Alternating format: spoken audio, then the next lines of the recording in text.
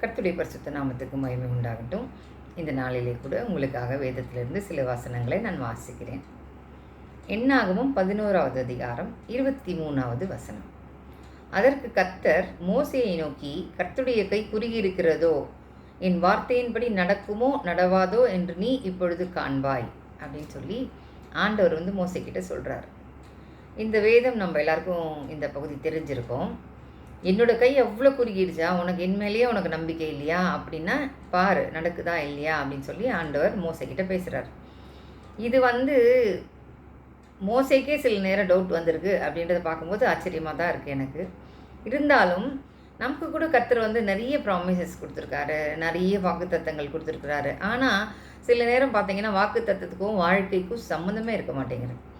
என்னடா நிறைய கொடுத்துருக்காரு ஆண்டவர், இத்தனை வசனங்கள் கொடுத்துருக்காரு, நான் இப்படிலாம் உனக்கு செய்வேன்னு சொல்கிறாரு. ஆனால் அது இன்றைக்கி சூழ்நிலை பார்த்தீங்கன்னா அது நடக்கிற மாதிரியே இல்லையே அப்படின்னு நிறைய நேரம் நம்ம யோசிக்கிறோம். ஆனால் நீங்கள் இந்த மாதிரி யோசிச்சுட்டு என்னோடய வாழ்க்கையில் அற்புதங்களுக்கான காரியங்கள் நடக்குமா, ஆண்டவர் கொடுத்த வார்த்தை நிறைவேறுமானே தெரியாத ஒரு சூழ்நிலை இருக்கிறேன்னு நீங்கள் சொல்கிறீங்கன்னா இது உங்களுக்கான வார்த்தை. கர்த்தர் சொல்லுகிறார், கட்டாயம் கர்த்தர் அற்புதங்களை செய்வார். மீதியான வசனங்களை வாசிக்கிறேன்.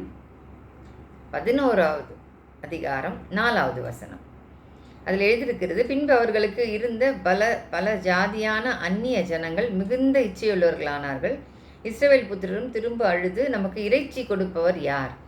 இப்போ மன்னாவை சாப்பிட்டு உங்களுக்கு போர் அடிச்சு போச்சு. இப்போ என்ன கேட்குறாங்க? இறைச்சி வேணும்னு கேட்குறாங்க.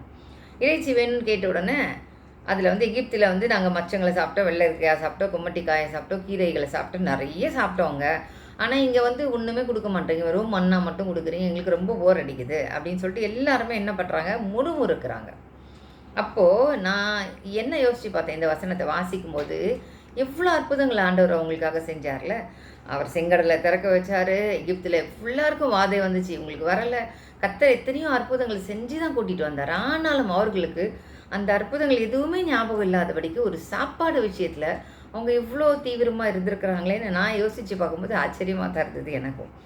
அப்போ 18வது வசனத்தில் கர்த்தர் சொல்கிறாரு, ஜனங்களை நோக்கி, நாளைக்காக உங்களை பரிசுத்தம் பண்ணுங்கள், நீங்கள் இறைச்சி சாப்பிடுவீர்கள். எங்களுக்கு இறைச்சி சாப்பிட்டு கொடுப்பவர் யார் என்று எகிப்திலே எங்களுக்கு சௌக்கியமாக இருந்தது என்றும் கர்த்தர் செவிக கேட்டு அழுதீர்களே, அதனால் நீங்கள் சாப்பிடும்படி கர்த்தர் உங்களுக்கு இறைச்சி கொடுப்பார். நீங்கள் 1 நாள் 2 நாள் 10 நாள் 5 நாள் 10 நாள் 20 நாள் மாத்திரம் அல்ல, 1 மாதம் வரைக்கும் நீங்கள் இறைச்சி சாப்பிடுவீர்கள். அது உங்கள் மூக்காலை புறப்பட்டு உங்களுக்கு தெவிட்டு போகும் மட்டும் புசிப்பீர்கள். உங்களுக்கு இருக்கிற கர்த்தரை அசட்டை பண்ணி, நாங்கள் ஏன் எகிப்திலிருந்து புறப்பட்டோம் என்று அவருக்கு முன்பாக அழுதீர்களே என்றார். ஆண்டவர் சொல்கிறாரு, நீங்கள் இறைச்சின்னு கேட்குறீங்களே, 1 நாள் 2 நாள் இறைச்சி இல்லை, 1 மாதம் முழுவதும் சாப்பிட்டு திகட்டி போய் மூக்கால் வர அளவுக்கு போதும் சொல்கிற அளவுக்கு நான் உங்களுக்கு இறைச்சி கொடுப்பேன் அப்படின்னு ஆண்டவர் சொல்கிறார். இதில் 11:20 இப்படி சொல்லி முடித்த உடனே என்னாச்சு? மோசேக்கே சந்தேகம் வந்துடுச்சு.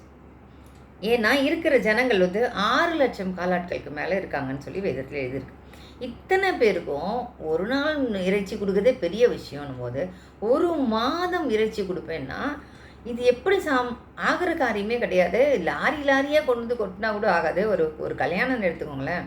இப்போ நம்ம கல்யாணத்துலலாம் ஒரு 1000 பேர் சாப்பிட்றாங்கனால அதுக்கு எவ்வளோ நம்ம நான் வெஜிடேரியனே ஏற்பாடு பண்ண வேண்டியதாக இருக்குது. இவங்க சொல்கிறபடி பார்த்தா 6 லட்சம் ஜனங்க 30 நாள் சாப்பிட்ணுன்னா அந்த ஊரில் மீதி எல்லாத்தையும் நிறுத்திட்டு வெறும் லாரியாக மட்டனோ இல்லை என்ன நான் வெஜிடேரியன் கேட்குறாங்களோ அது வந்தாலே ஊரே ஸ்தம்பிச்சு போகிற அளவுக்கு இருக்கும்.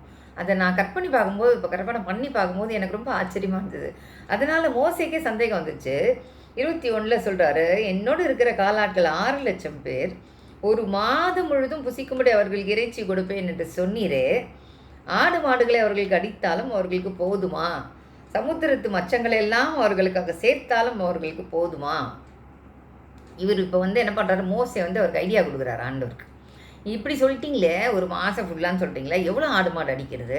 கடலில் இருக்கிற எல்லா மீனையும் கொண்டு தள்ளினா கூட போதுமா அப்படின்னு கேட்குறாரு. அது நம்ம கூட சில நேரம் என்ன பண்ணுறோம்? ஆண்டவருக்கு ஐடியா கொடுக்குறோம். எப்படின்னா, ஆண்டவர் எனக்கு இது வேணும், நீங்கள் இப்படி செஞ்சீங்கன்னா நல்லாயிருக்கும், அப்படி செய்வீங்களா, இப்படி பண்ணலாம், நீங்கள் இந்த மாதிரி செய்யலாம், இந்த மனுஷன் மூலமாக செய்யலாம், இப்படி நிறைய நேரங்கள் நம்ம சுச்சுவேஷனை பார்த்துட்டு ஐடியா கொடுக்குறோம்.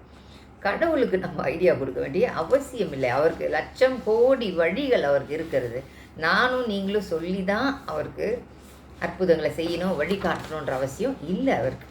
அதனால் இப்போ 31வது வசனம் சொல்லுகிறது, அப்பொழுது கர்த்தரிடத்திலிருந்து புறப்பட்ட ஒரு காற்று சமுத்திரத்திலிருந்து காடைகளை அடித்து கொண்டு வந்து பாளையத்திலும் பாளையத்தை சுற்றிலும் இந்த பக்கம் ஒரு நாள் தூரமும் அந்த பக்கம் ஒரு நாள் பிரயாணம் மட்டும் தரையின் மேல் 2 முழ உயரம் விழுந்து கிடந்தது. யோசிச்சு பாருங்க, ஒரு காற்று அடிச்சுன்னு வந்துதான். ஒரு காற்று அடித்து காடைகளை கொண்டு, இந்த காடைன்னு சொல்லும்போது நான் அந்த காடைன்றது என்னவா இருக்கும்னு சொல்லிட்டு அந்த படத்தை போய் பார்த்தேன். குண்டு குண்டாக இருக்குது அந்த பறவைகள். அது ரொம்ப சோம்பேறியாம் அந்த பறவைகள். அது பறக்கிறதுக்கு ரொம்ப கஷ்டப்படுமா, வெயிட்டாக இருக்கிறது. அதனால் என்ன பண்ணுமா, காற்றடிக்கிற வரைக்கும் பார்த்துட்டே இருக்குமா. ரொம்ப லேசியான படம். காற்றடிக்கும் போது என்ன பண்ணுமா, காற்றோடு சேர்ந்து அப்படியே அதுங்களும் எந்த இடத்துக்கு போகணுமோ அப்படியே பறந்துருமா. காற்று நின்ற உடனே திரும்பியும் உட்காந்துருமா. ஏன்னா அதுங்களுக்கு பறக்கிறது கஷ்டமாக இருக்கும், வெயிட்டாக இருக்கிறதுனால. இப்போ ஆண்டவர் பாருங்களேன், அந்த மாதிரி ஒரு பறவையை கூட ஆண்டவர் ஒரு காற்று அனுப்பிச்சு, அதுவும் எந்த சைடு பாருங்கள், ஒரு காற்றை அனுப்பிச்சு எந்த பக்கம் வேணுமோ அந்த பக்கம் திருப்பி விட்டார் காற்றை. ஸோ இந்த காடைகள்லாம் வந்துட்டே இருந்துச்சு. நான் நினைக்கிறேன் ஒரு வேளை இந்த பாளையத்துக்கு வந்த உடனே காற்றை நிறுத்திட்டு இருப்பார் ஆண்டவர். உடனே என்ன ஆச்சு, அப்படியே பொத்துன்னு எல்லா பறவைகளும் அந்த இடத்துலையே விழுந்துருச்சு. இப்போ என்ன ஆகுது, பாளையத்துக்கு இந்த பக்கம் ஒரு நாள் அந்த பக்கம் ஒரு நாள் தூரம்னா, ஒரு நாள் பிரயாணம்னா சாலிடாக ஒரு நாளைக்கு ஒரு 10-15 கிலோமீட்டர் நம்ம போக மாட்டோமா? அப்படின்னா அவ்வளோ தூரத்துக்கு 2 முழ உயரம் அப்படின்றான். 2 முழ உயரம்னா 2-3 அடி இருக்கும் போல இருக்குது. அவ்வளோ அளவுக்கு பேர்ட்ஸ் இந்த பக்கம் 10 கிலோமீட்டர் இந்த பக்கம் 10 கிலோமீட்டர்னா யோசிச்சு பாருங்களேன். ஒரு வினாடி இருக்குமா, ஒரு காற்று அனுப்பிச்சி விட்ட உடனே இவ்வளோ அற்புதங்களை ஆண்டவரால் செய்ய முடியுமானால் உங்களுக்கும் எனக்கும் ஒரு செய்கிறது எவ்வளோ எத்தனை அதிகம் யோசிச்சு பாருங்கள். அப்போ வேதம் கிடையாது, ஆண்டவர் இன்னும் சிலுவைக்கு போய் மறிக்கலை, உயிரோடு எழுந்திருக்கல, எதுவுமே இல்லை, அவருக்கு பைபிள் கிடையாது. இந்த மாதிரி காலம் வரும்போதே அவர்களுக்கு இவ்வளோ பெரிய அற்புதங்களை அவரால் செய்ய முடியுமானால் உங்களுக்கும் எனக்கும் செய்கிறது எவ்வளோ நிச்சயம். ஆனால் நாம் என்ன யோசிக்கிறோம், இன்னும் நடக்கலையே, இப்படியே தானே இருக்குது, என்னோடய பிள்ளைக்கு இது மாதிரி பிரச்சனையாக இருக்கே, இன்னும் என் சரீரத்தில் வியாதி இருக்கே, இன்னும் குணமாகலையே, என்னோடய கடன் பிரச்சனை தீரலையே, இது எப்படி ஆகுமோ, ஆண்டவர் இப்படி செய்வாரா அப்படி செய்வாரா, இப்படி யோசிக்கிறோமே. நம்ம ஒரு வினாடியில் அந்த காற்றை திருப்பி விட்ட உடனே இத்தனை பெரிய அற்புதத்தை 6 லட்சம் பேர் ஒரு மாதம் சாப்பிட்ற அளவுக்கு அற்புதத்தை கர்த்தரால் செய்ய முடியுமானால் அவரால் என்னங்க செய்ய முடியாது?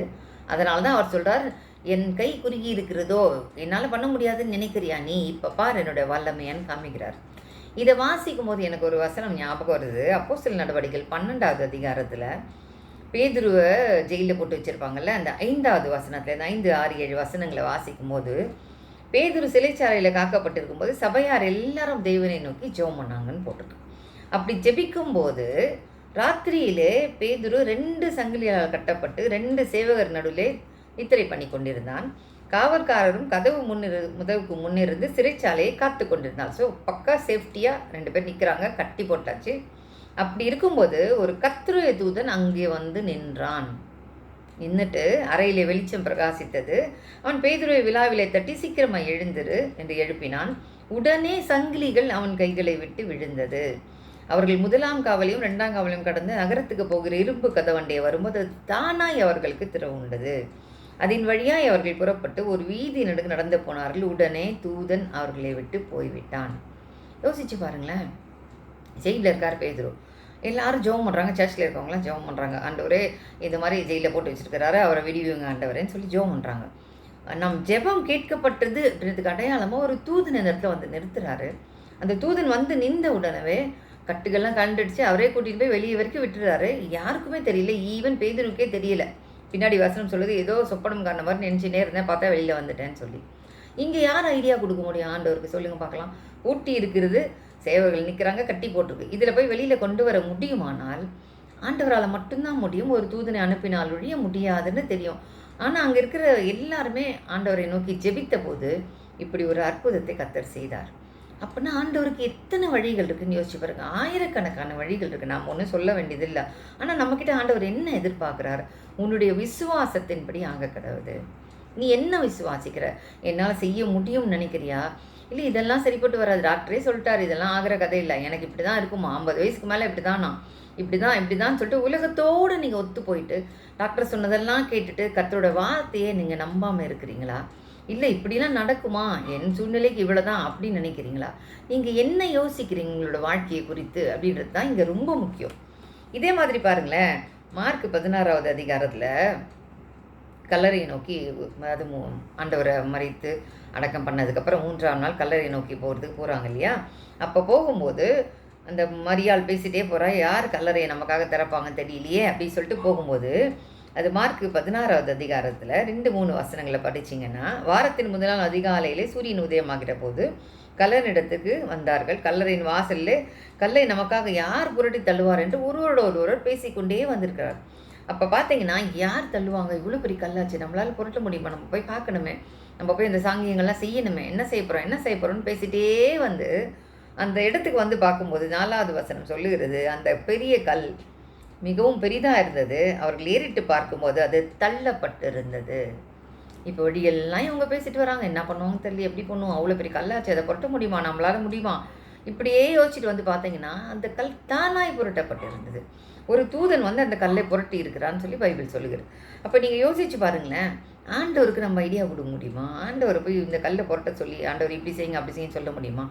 அவர் உயிர்த்தெழுதலுக்கு வெளியில் வரணும்னா அந்த கல்லை புரட்டி தான் வரணும்னு அவசியம் இல்லை. இதில் ஒரு விஷயம் நம்ம புரிஞ்சுக்கணும், அவர் வெளியில் வரணும்னா கல்லை புரட்டிட்டு வெளியில் வரணும்னு அவசியம் இல்லை. அப்படி இருந்ததானால் அவர் உயிர்த்தெழுந்ததுக்கப்புறம் எல்லாரும் வீடு பூட்டி இருக்கும்போது இவர் நடுவில் வந்து சமாதானம்னு சொன்னார், ஞாபகம் இருக்கா அவங்களுக்கு? அப்படி இருக்கும்போது கல் அவருக்கு புரட்ட வேண்டியதில்லை, நமக்கு தான் கல்லை புரட்டணும். என்ன செய்ய போகிறோம்னு யோசிச்சிருக்கும் போது மலை மாதிரி நடுவில் இருக்கிற அந்த கல் புரட்டப்பட்ட உடனே அவர்கள் நேராக உள்ளே போனாங்க இல்லையா? அதை மாதிரி தான் நம்மளோட வாழ்க்கையிலையும் மலை மாதிரி ஏகப்பட்ட பிரச்சனைகள் இருக்கிறதுனால தான் இந்த மலையை பார்த்து நீ பெயர்ந்து சமுத்திரத்தை தள்ளுண்டு போ என்று சொல்லி சந்தேகப்படாமல் விசுவாசிக்கும் போதுன்னு சொல்லி மார்க் 11:23-24 வாசிக்கிறோமே. அப்படி விசுவாசிக்கும் போது அது அப்படியே நடக்கும்னு சொல்லி நீங்கள் ஜெபம் பண்ணும்போது என்ன விசுவாசிக்கிறீங்களோ உங்களுக்கு நடக்கும்னு சொல்கிறார் இல்லையா? இந்த வசனத்துக்கு இதுதான் நான் ஆதாரமாக நினைக்கிறேன். இந்த கல் எப்படி புரட்ட முடியுன்றவர் நம்ம வாழ்க்கையில் கூட அநேக தடைகள், அநேக பிரச்சனைகள், அநேக கேள்விகளுக்கு பதில் இல்லை, இப்படி நிறைய விஷயங்கள் நம்ம வாழ்க்கையில் கூட நம்ம அனுபவிச்சுட்டுருக்கோம். அப்படி அனுபவிக்கிற எல்லா விஷயத்துக்கும் கர்த்தர் பதில் கொடுப்பார் அப்படின்ற உறுதியோடு நீங்கள் ஜெபத்திற்கு வந்தீர்களானால் உங்கள் வாழ்க்கையிலே அற்புதம் நடக்கிறது நிச்சயம். அற்புதத்துக்காக நீங்கள் செய்வாரா செய்ய மாட்டாரான்னு யோசிக்க வேண்டாம். மோசே மாதிரி 6 லட்சம் பேர் ஆச்சு எப்படி கொடுப்பாருன்னு யோசிக்க வேண்டாம். ஆண்டவரால் முடியாத அற்புதமான காரியங்கள் உலகத்திலே ஒன்றுமே இல்லை. வேதத்தில் எழுதியிருக்கிறது, உன்னுடைய விசுவாசத்தின்படி உனக்காக கடவுள்னு எழுதியிருக்கிறது. நீங்கள் என்ன விசுவாசிக்கிறீங்க? எனக்கு கட்டாயம் கர்த்தர் செய்வார், என் வியாதி சுகமாகும், ஆண்டவர் கொடுத்த ரிப்போர்ட்டு தான் முக்கியமே தவிர இந்த டாக்டர் கொடுத்த ரிப்போர்ட் முக்கியம் இல்லை. கர்த்தர் எனக்காக யாவையும் செய்திருக்கிறார், சிலுவையிலே செய்து முடித்திருக்கிறார், அதனால் அதை நான் பெற்றுக்கொள்கிறேன்னு சொல்லி வேத வார்த்தையின் அடிப்படையில் உங்களோட விசுவாசம் இருக்குமானால் உங்களால் கூடாத அதிசயமான காரியங்கள் ஒன்றுமே இந்த உலகத்தில் இருக்காது. அவர் செய்ய நினைத்தது ஒன்றும் தடைபடாது என்று எழுதியிருக்கிறது. அதனால் இந்த நாளிலே கர்த்தர் உங்களுடைய அவிசுவாசம் ஏதாவது இருந்தால், கர்த்தரால் செய்ய முடியுமான்னு டவுட்டாக இருக்கீங்கன்னு சொன்னால், இந்த நாளிலே கர்த்தர் உங்களோடு கூட பேசி இருக்கிறார். அவரோட கை குறுகி போகவில்லை. அவரால் முடியாத அற்புதங்கள் இந்த உலகத்தில் ஒன்றுமே இல்லை. அதனால் அவரை விசுவாசிப்போம், அற்புதங்களை நாம் பெற்றுக்கொள்வோம். இந்த நாள் உங்கள் வாழ்க்கையில் ஆசீர்வாதமான நாளாய் இருக்கும்படியாய் நான் ஆண்டவராக இயேசு கிறிஸ்துவின் நாமத்தில் வாழ்த்துகிறேன், உங்களை ஆசீர்வதிக்கிறேன். ஆமென்.